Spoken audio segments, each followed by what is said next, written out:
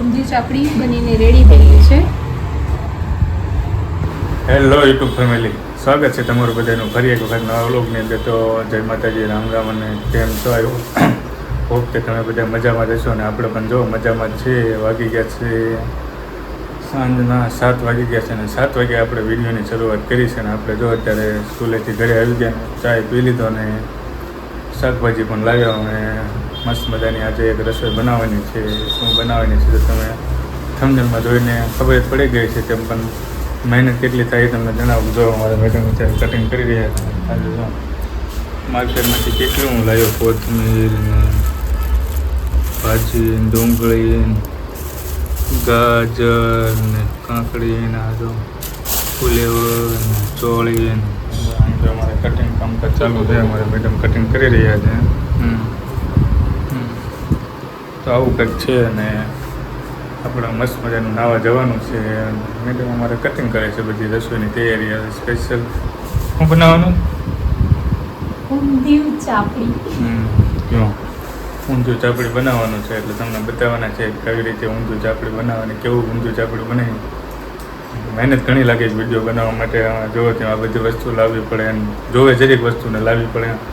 આવું કંઈક છે, ચાલે રાખે. એ તો કંઈ હોય તો બધી વસ્તુ કન્ટિન્યુ બની રહેજો. ચેનલ ઉપર નવા હોય તો સબસ્ક્રાઈબ કરી લેજો, સપોર્ટ કરતા રહેજો. કારણ કે મહેનત તો કરીએ છીએ અને તમારો સપોર્ટ પણ છે ને આવો નવો સપોર્ટ કરતા રહેજો, કન્ટિન્યુ બની રહેજો. ચાલો તો હવે મેડમ અમારે કટિંગ થઈ જાય પછી શું આગળ છે આપણને તો બનાવતા આવડતું નથી. મેડમ બનાવવાના છે, કેવી રીતે બનાવે આપણે જોશું. તો આપણે હવે ગુલ્લા બનાવવાના છે, ગોટી ચાપડી માટેના. તો એના માટે થોડો સાધારણ લોટ લેવાનો છે.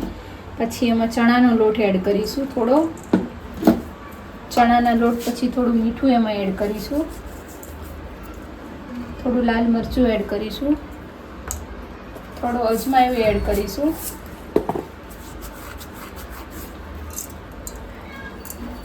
થોડી મેથી એડ કરીશું, થોડું લસણવાળું ને બધું મિક્સ કરેલું મરચું લઈ લઈશું. પછી એને મિક્સ કરી લઈશું.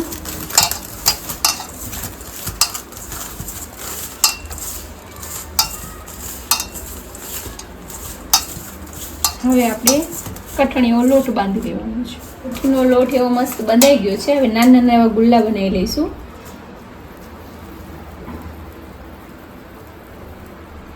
બધા જ ગુલ્લા આ રીતના રેડી કરી લેવાના છે. પછી આપણે એને તળવાના છે.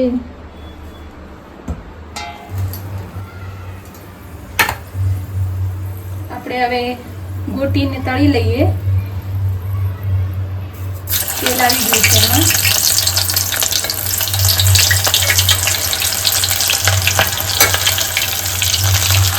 એટલે કાચી ના લાગે. મસ્ત મજાની એને તળી લઈએ. ગેસને એકદમ સ્લો કરી નાખવાનો જેથી એ બળી ના જાય.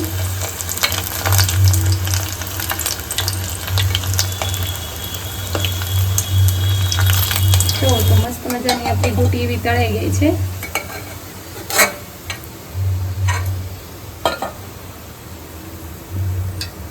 હવે આપણે વઘાર કરવાનો છે ઊંધિયા માટેનો. તેલનું પ્રમાણ એમાં વધારે હોવું જોઈએ.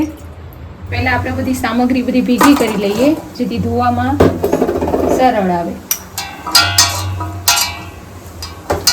તો એમાં બટેકા છે, ગુવાર, રીંગણા, ફુલેવર ને એ બધું મેં મિક્સ કરી લીધું છે. ચલો તો હવે આપણે પહેલા એમાં જીરું એડ કરીશું,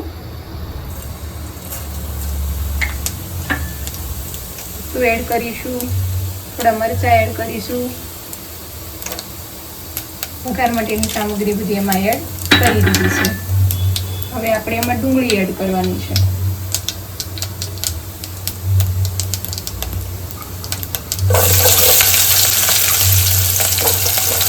ગેસને થોડો સ્લો કરી લઈશું.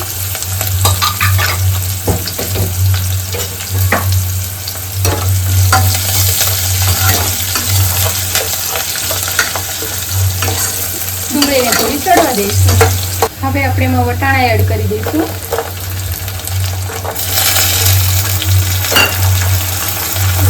શાકભાજી રાખી હતી એડ કરી લઈશું.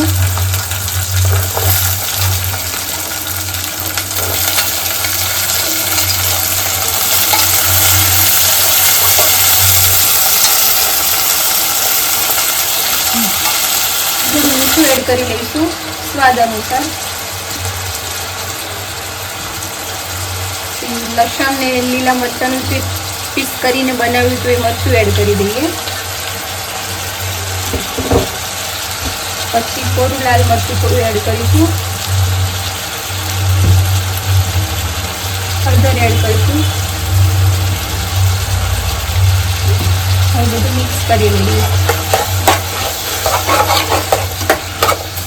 હવે એમાં ટમેટા એડ કરી દઈશું.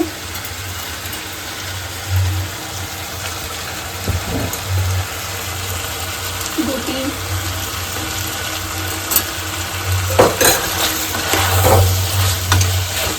હવે ઢાંકીને એને થોડી વાર ચડવા દઈશું. પછી આપણે થોડું એમાં પાણી એડ કરીશું જેથી એ ચડી જાય, કાચું ના રહે. થોડી વાર એને ઢાંકી દઈએ. હવે આપણે શાકમાં પાણી એડ કરી દઈશું.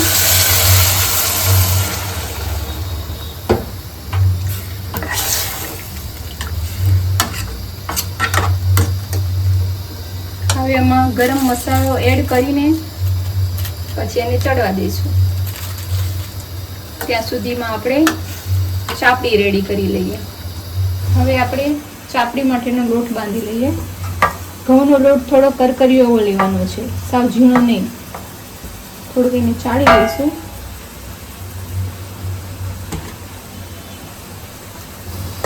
હવે ચાપડી માટે એમાં થોડો અજમો એડ કરીશું. થોડું મીઠું, થોડા સોડા એડ કરીશું. થોડી હળદર એડ કરીશું. થોડું તેલનું મોવણ કરીશું. એમાં તેલ અંદર એડ કરી દીધું છે.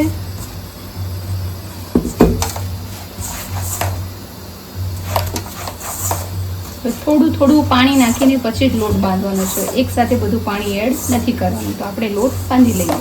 તો ચાપડીનો મસ્ત લોટ બંધાઈ ગયો છે. હવે એને તળવા માટે આ રીતના રેડી કરી લઈશું.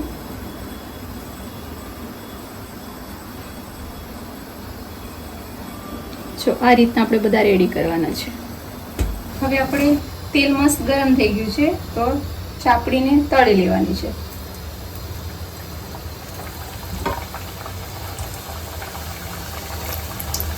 એકદમ ધીરો રાખવાનો છે જેથી એ કાચી ના રહી જાય. હવે આપણે એને ચડવા દઈશું. તો આપણી ચાપડી એવી મસ્ત બનીને રેડી થઈ ગઈ છે. હવે આપણે ચાપડીને બહાર લઈ લઈશું.